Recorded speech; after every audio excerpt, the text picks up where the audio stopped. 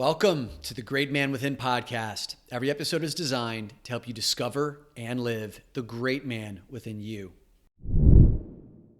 One of the reasons why I love doing these solo episodes is because I get to talk about all of the things that no one ever asks me about. And today I get to share with you the 5 biggest lessons that I've learned over these last 11 years of investing over $500,000 of my own money on my inner work journey. Now, I know that number may seem obscene, absurd to many of you, and I totally get that. And by the way, I want to be very clear. I'm not bragging about the fact that I've spent that kind of money on this inner work journey. I happened to work in a lucrative field in financial services for a number of years where I was able to make good money, save it away, and I was poor in many other regards. I was poor emotionally, I was poor relationally, I was poor spiritually, but I did have the money that when it came time for me to wake up and ask bigger questions about how I wanted to feel on the inside, I became hooked. And in my perspective, there's no greater investment, no better investment of my time, my energy, or my finances than on my inner world. Why? Because I can never lose a dime going that direction. I can lose money in cryptocurrency. I've lost money in real estate. I will never lose a single dollar that I've invested into myself. I've developed these super skills that regardless of any circumstance, any professional circumstance, any life circumstance, that I am now better because of that inner work. And what I hope for you in this episode is that, and because I know many of you are earlier on your journey, right? I've been at this for 11 years, whether it's in the form of doing my own inner work or teaching inner work for the second half of that journey. You're earlier on, most of you. And I see so many of you stepping up to the line and then shrinking back, not pulling the trigger on a program or on a community because maybe it's too much money, and I say that in air quotes, or too much time, or this is not the right time, or it doesn't fit right now. And I want to start to deconstruct why that thinking, why that thought process is limiting you. Because the men who have thrown themselves into this inner work fully and prioritized it along with the most important things of their life, their family, their relationships, and their business, are the ones who are thriving here. So where I'm going to start first before I get into my top 5 biggest lessons learned, and by the way, out of all these lessons, I would say my number 2 lesson is my favorite. We'll get to that in a second.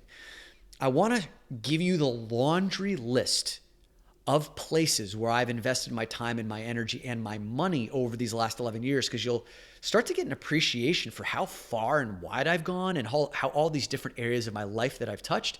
And maybe some of these will inspire you on your journey. So I'm going to hit this laundry list. And after we're done with it, we'll get into the list of 5 lessons I've learned. Okay, so I've done the Landmark Forum, the Advanced Forum, and the Self-Expression Leadership Forum.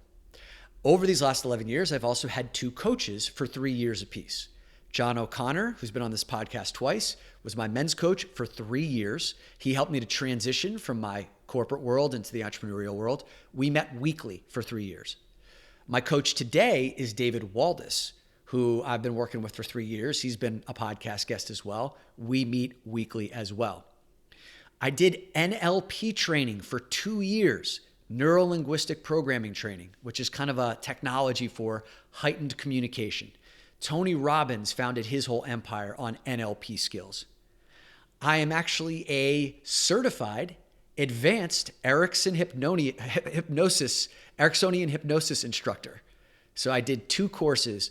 I did my hypnosis and my NLP with the NLP Center of New York, run by Rachel Hott and Steve Leeds. Great, reputable place. I highly recommend looking up the NLP Center for New York. I'll link that in the show notes. I did 4 years of Thought Leadership Business School, which was a program down in Australia that I flew around the world every quarter for 12 consecutive quarters. I did my last year virtually. So for 3 years, I went down every quarter, 12 trips, and that taught me how to take my intellectual property and turn it into coaching, speaking, keynote speeches, right? Facilitated workshops. A lot of what you guys are experiencing is based on what I learned there. I went to Tony Robbins, Unleash the Power Within. I've done men's retreats like the Mankind Project. I did neurofeedback brain training with Dave Asprey's 40 Years of Zen in Kent, Washington. Dave Asprey runs Bulletproof Coffee. I've done 3 meditation retreats. Corey Mascara's meditation retreat.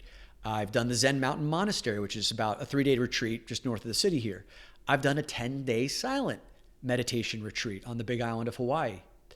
I've been a part of a men's group that's met weekly for the past 3 years. Ironically, that's the only free thing on this list. I did 5 years of Strategic Coach, which is an entrepreneurial coaching program to teach you how to double your income and double your free time. And that's mostly business oriented, but so much of what we learned there was inner work oriented as well, how to organize your life around things like your greatest energy. I did 2 years at the Human Performance Institute in Orlando, Florida, which teaches elite athletes, special forces in the military, how to optimize your physical, mental, and emotional and spiritual well-being. I did John Wineland's 12-month spiritual intimacy course to work on polarity and magnetism and being a masculine leader. Of course, I did 4 years of Sex Addicts Anonymous recovery, which included 3 years of therapy, working with the therapist weekly, and 1 year of group therapy.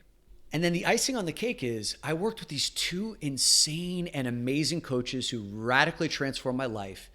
They're called Wiley and the Oracle.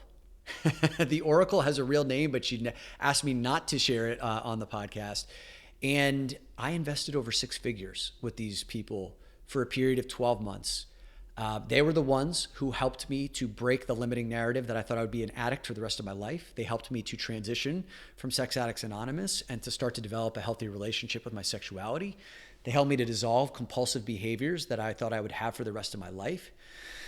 And I can go on and on and on. I've got crazy stories from that work, but that's a podcast for another day.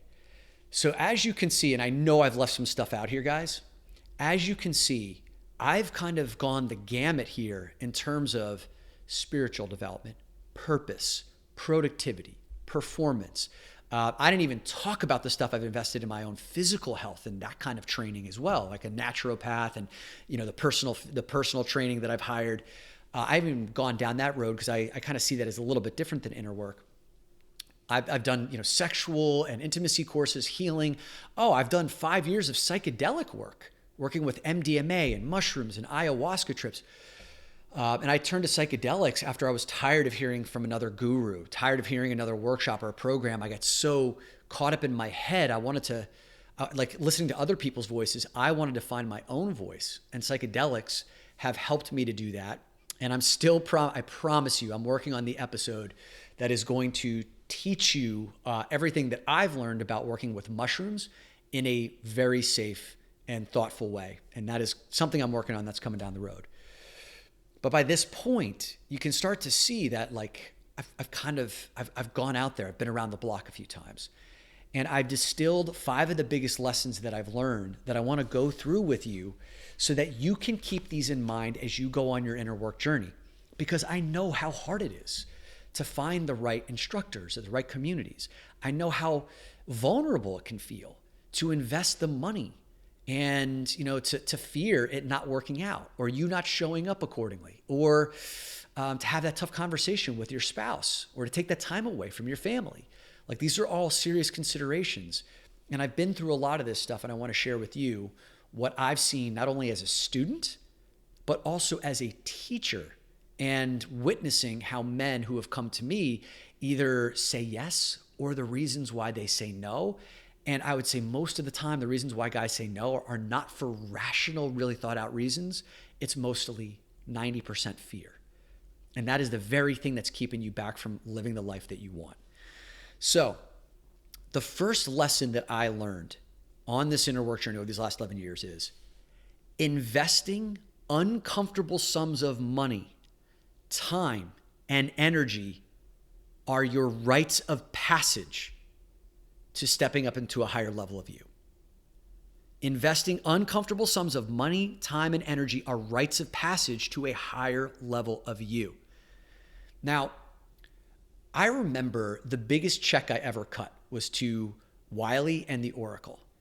And it was at first, it was a $50,000 check for a 2-month coaching container. Made me shit my pants.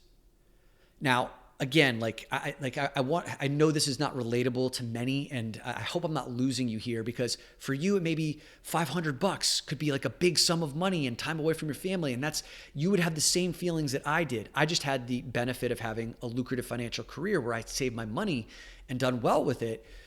But this sum of money, when I had to think about, would I show up and be worthy of the investment that I have now written the check for? It called me to really grapple with the emotions, the vulnerability. Do I trust Wiley and the Oracle? How do I know I trust them? Am I going to show up every day for these 60 days 100%? What are the consequences if I don't? But how could my life change if they could really help me to leave Sex Addicts Anonymous and develop a healthy, loving relationship with my sexuality? What if I could find more of my purpose and calling? What if I can break free from this plateau that I've been feeling for the last couple of years? When I had to grapple with all of that and then still say yes and cut that check, and then go through the gauntlet that they put me through of doing that work. I mean, it was all day, every day for 60 days. There was no days off. They were up my butt all day. Wiley would fly out from California and live with me for days. The Oracle would text me all day long, tell me to do all these crazy things to break free from my patterns, my habits, my fears. And I got to tell you these stories at a future point in time, guys. I can't believe I've never talked about this on the podcast before. It was one of the most transformational experiences of my life, and fucking berserk too. But when I cut that check and I said yes, something inside of me shifted, and I was a different man immediately. And I've had a chance to see this over the course of time where I've put out big ticket items, or big ticket to for the person, right? It's the big ticket is different for each individual person, right? So for one person, $500 may be a ton of money. For someone else, it's an afterthought. And I've had the chance to run the gamut of, hey, this is a $99 a month investment up to a $150,000 one-on-one coaching container that I offer to someone. And when the person is now on the hook for writing a huge financial commitment for them, a significant time investment, a significant energy investment, and they grapple with that and still say yes, then when they show up on day one, half of their work is already complete. Because now they know that there are stakes. So many people look at the money as this barrier. They look at it as I'm losing something. When in reality, you are oftentimes, in reality, it's the rite of passage to the next level. One of my favorite books is The Archetype of Initiation by Robert Moore. He's the one who also wrote King, Warrior, Magician, Lover with Douglas Gillette. And he says that in the initiation process, anything initiation towards transformation, any transformational process, whether it's in therapy or group work, requires a rite of passage, a surrender to a process or to a mentor that you will now listen from. You will surrender your will, your way, because it hasn't worked, and you are now turning yourself over to the process, turning yourself over to the mentor. And a big part of that surrender is making that significant commitment. And guys, I've run an ungodly amount of free programming over these last 8 or 9 months to build this community. And what I can tell you is when I offer free stuff, you guys, and I'm saying this for probably about 90%, you guys don't show up with 100%. You just don't. There's a select few men who have got what it takes right now, that when they see something really good, really gifted, a valuable resource, a book, that when the stakes aren't that high financially, time-wise, or energy-wise, that they can still extract all the value from that coaching program, for that webinar that I put together, for whatever, who can still abstract all of that value. But most people dismiss it. Why? Because it's just casual. There's nothing at stake. And so unfortunately, the men at the beginning of their inner work journey have to pay to learn how to extract the value that is sitting all around you. Like I said before, the men's group that I've been a part of for the past 3 years is a free fucking group. It's one of the only free things I've ever done. And it's given me some of the greatest value of my life. You know, how many men, like you can actually start a men's group right now. But if you've never done any of this other inner work, it will most likely fail. You won't know how to set the container. You won't have strong enough commitments in place. You won't be able to find the right guys. So you have to pay for learning that process for now. And now I'm at the stage where there's very little that I pay big bucks for anymore. That $500,000 that I invested came largely over my first 7 or 8 years and very little over the last 2 or 3. And that's because I've now learned how to extract value from what's out there for free. But most guys don't know how to do that yet, so you have to pay for the accountability, pay to make the stakes high enough, pay to focus your attention. So you need to look at that investment of your time, of your money, and of your energy as a rite of passage to raise the stakes enough for you to end up in a higher version of you. And one last point on this, guys, is for you family men who have spouses or who have kids or both, and you're strapped for time and you're strapped for money.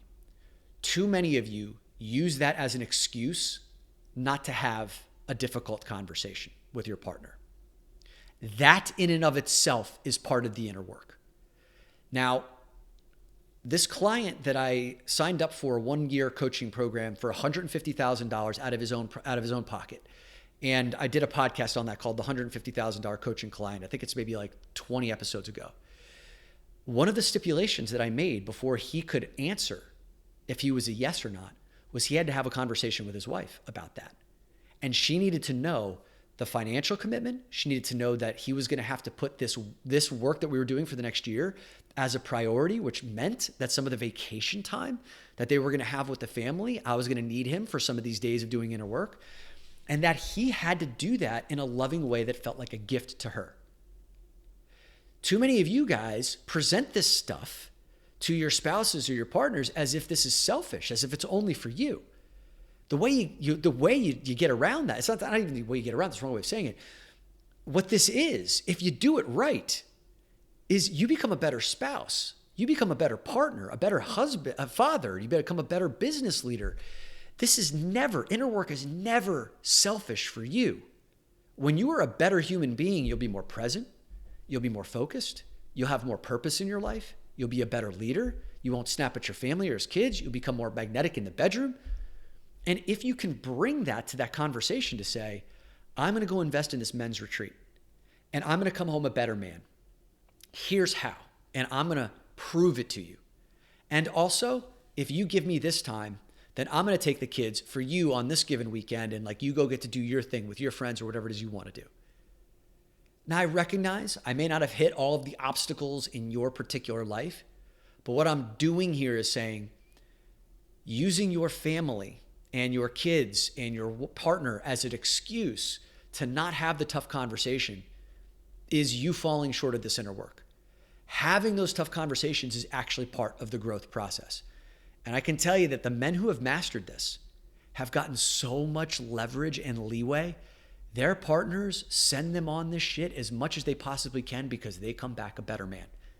And these guys end up having the kind of freedom that they've always wanted and never knew they could have. So I spent a lot of time on that first one because it's super important. But lesson number 1 is investing uncomfortable sums of money, time, and energy are your rites of passage to a higher level of you. Number 2, this is my favorite one. So this is number 2, the number 2 lesson that I've learned over these last 11 years. Community beats content every day of the week. I see so many guys consuming ridiculous amounts of content. 60 podcasts in a week, 100 books in a year, just reading shit over and over again, like documentaries, whatever it is, content. There is no shortage of content in this world. And we're only getting more content. And it's really fucking good. It's getting better all the time. And it can become safe. It can become a habit. You can become used to it. It can become a hypnotic rhythm. If you remember that term from Napoleon Hill's Outwitting the Devil, you drift long enough, it becomes hypnotic rhythm. And what's in short supply are excellent communities.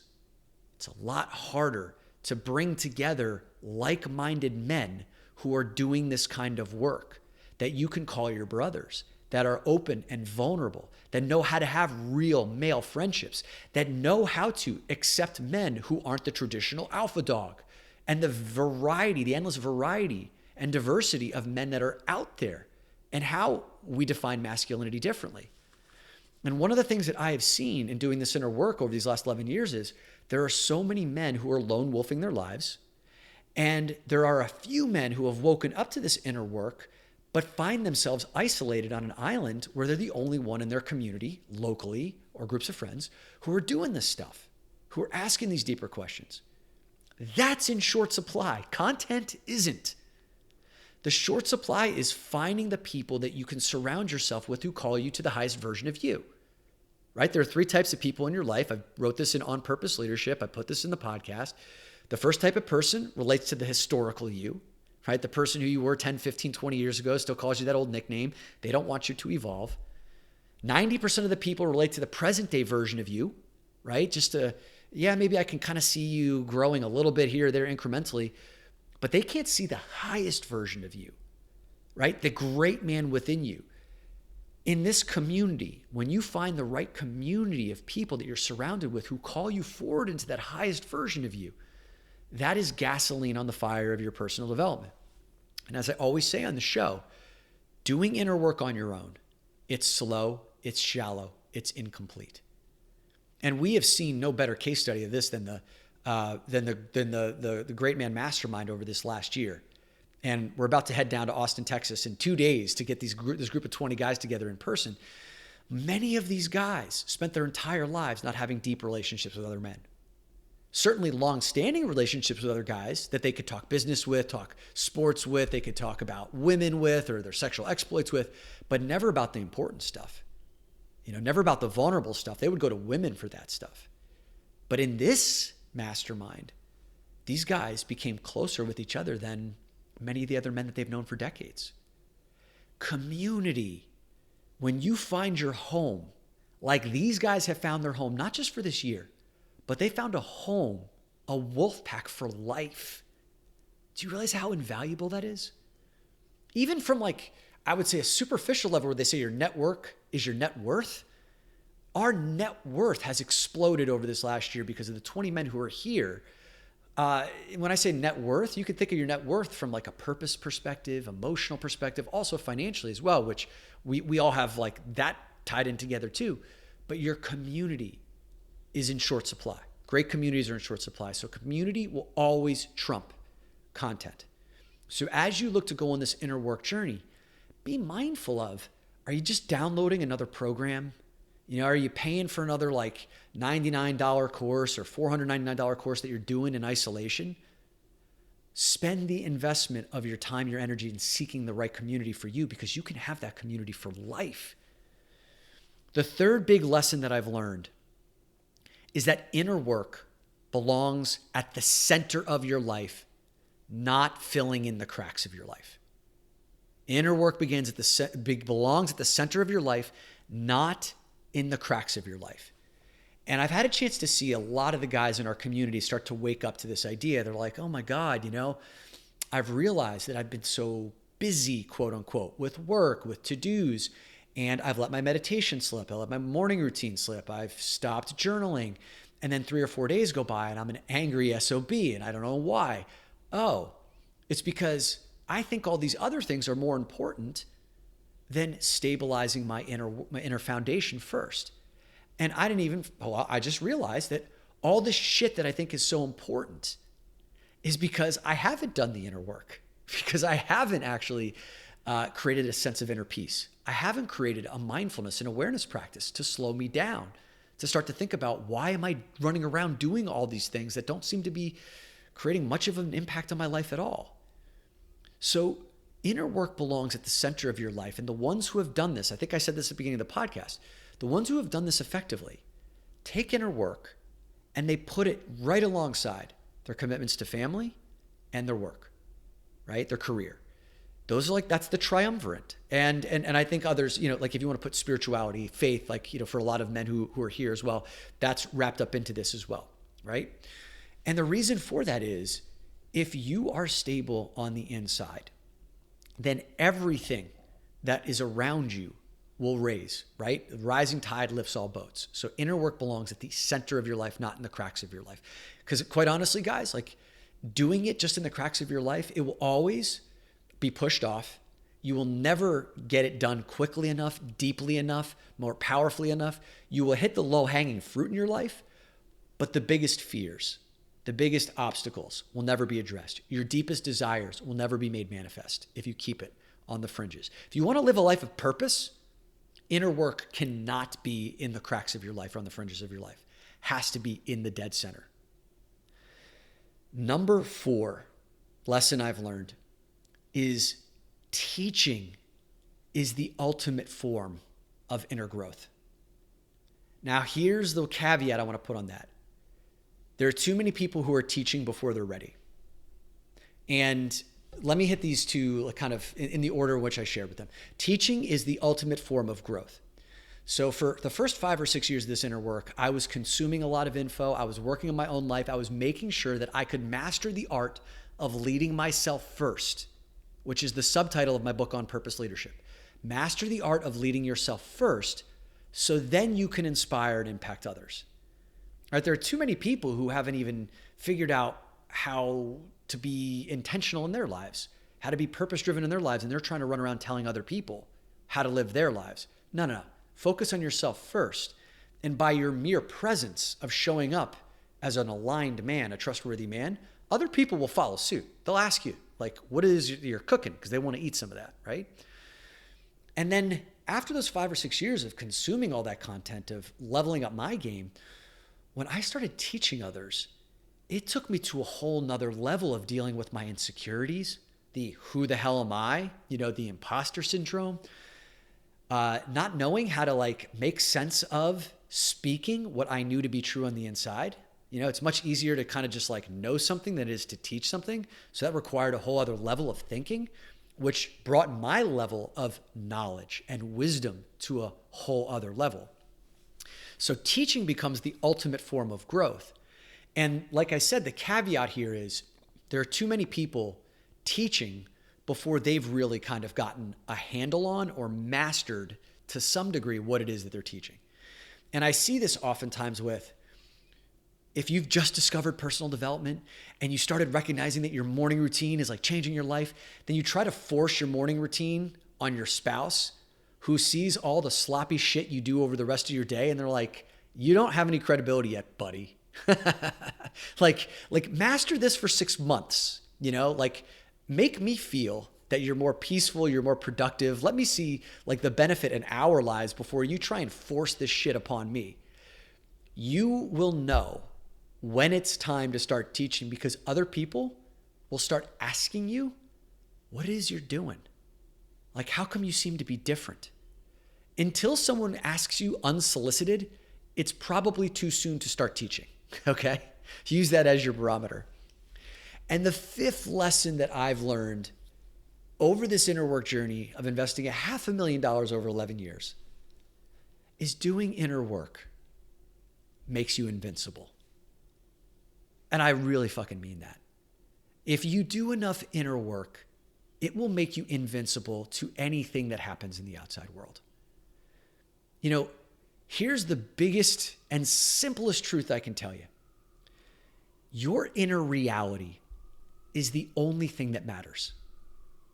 And yet you spend so much time trying to control your external world because you think that is what is going to make the biggest difference in your inner world.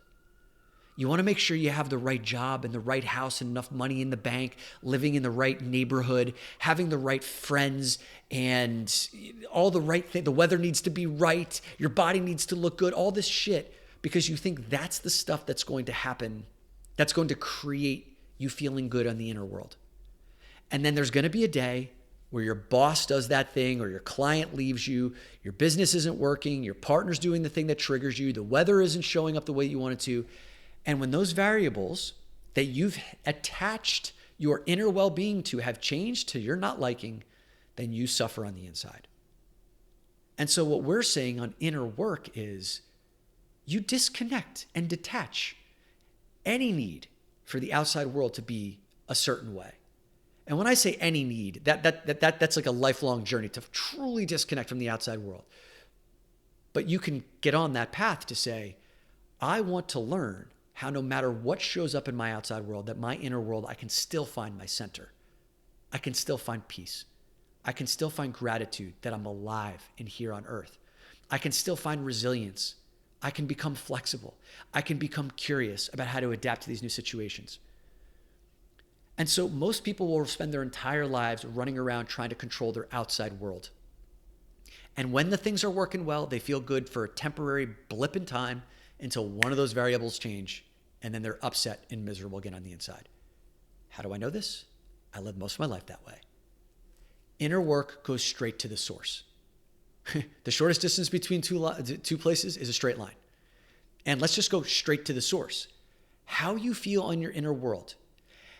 Like I've said this before, guys, every action you've ever taken, every goal you've ever set, every behavior you've ever demonstrated is because you are seeking a feeling on the inside that you think that goal, if you achieve it, will give you on the inside. That you think that action, if you take it, will allow you to feel on the inside. Everything you do is because you are trying to feel a certain way on the inside. Why not just go straight to the inner world? Why not learn things that will teach you how to be happy and grateful and in command and in control, even when there's a chaotic shitstorm in your outer world? That's where invincibility comes in. Over this last year, the men in the mastermind, right? I think I've talked about this a number of times, have had life-threatening illnesses, have lost their businesses, have come off of antidepressants that they've been on for the past 13 years to keep them stable, have stopped drinking, have stopped doing drugs that they've been on for 2 decades. Like, these are significant changes in the spouses have left them, like significant changes in the outside world. And yet these men, because they've done the inner work, feel the pain, deal with the grief, and yet come back stronger on the other side. So that when life now throws them a test, of course they know that they got to strap it up, right? Like lace up the boots and get ready to go. But they know that it's like, okay, game on. Now this is a test to see how strong I can be, how resilient I can be, put my new skills to the test. That's a totally different way of living life, guys. And you guys know that last year was a rough one for me, right? COVID knocked out about 75% of my keynote speeches and workshops. And then Porngate later in the year wiped out all the rest of my corporate clients, evaporating 90% of my income. That hurt for about a week, and I was over it. Switched, made the entire decision to go after this 10 million man vision, helping 10 million men get on the path of doing inner work over these next 10 years without diluting my focus.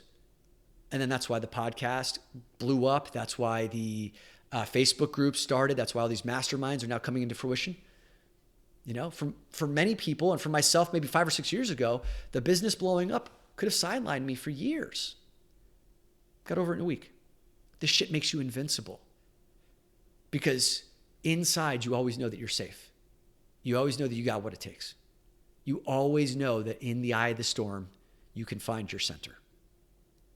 So I hope that my 11-year journey of investing this ungodly sum of money and time and energy into my inner work world has given you some important lessons for you on your journey. Maybe you can do it better.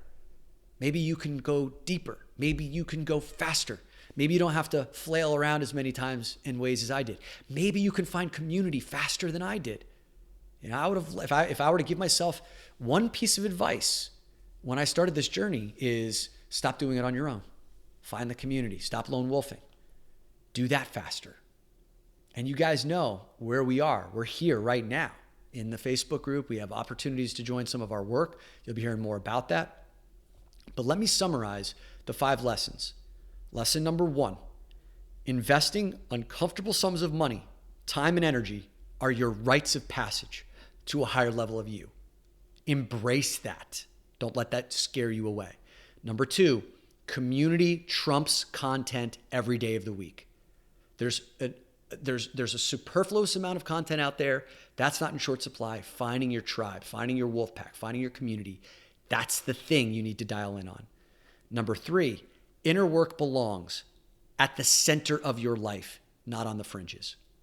Number 4, teaching is the ultimate form of growth, but only teach when you are ready. And that usually comes with other people starting to say to you, what is it that you're cooking? I want some of that. And then number 5, with inner work, you become invincible. I like to think that my great man within, the highest version of me, the fully realized king, my connection to the divine, my ultimate mentor, is invincible. He can handle anything that life throws at him, any trial, any tribulation. He can handle it with grace. He can bring his warrior energy when needed. He can bring his heart when it's needed. He can laugh. He can find the glimmers of hope even in the most hopeless of circumstances. That's who I'm striving to become. Who are you striving to become with your great man? And what is that next level of inner work that you've had your toes up against the line? To use Michael Young, who's been on this show and one of the men in the mastermind, his phrase, when your toes are up on the line and you can choose to lean out over that edge and break new ground, but you haven't taken that step yet. Has this episode inspired you to take that next step? And what is that next step? I want to hear about it. So DM me on Instagram, send me an email through the website or hello@DominicQ. Come into the Facebook group. Let me know what you're doing to take that next step on your inner work journey. And I'll be here to walk that path with you.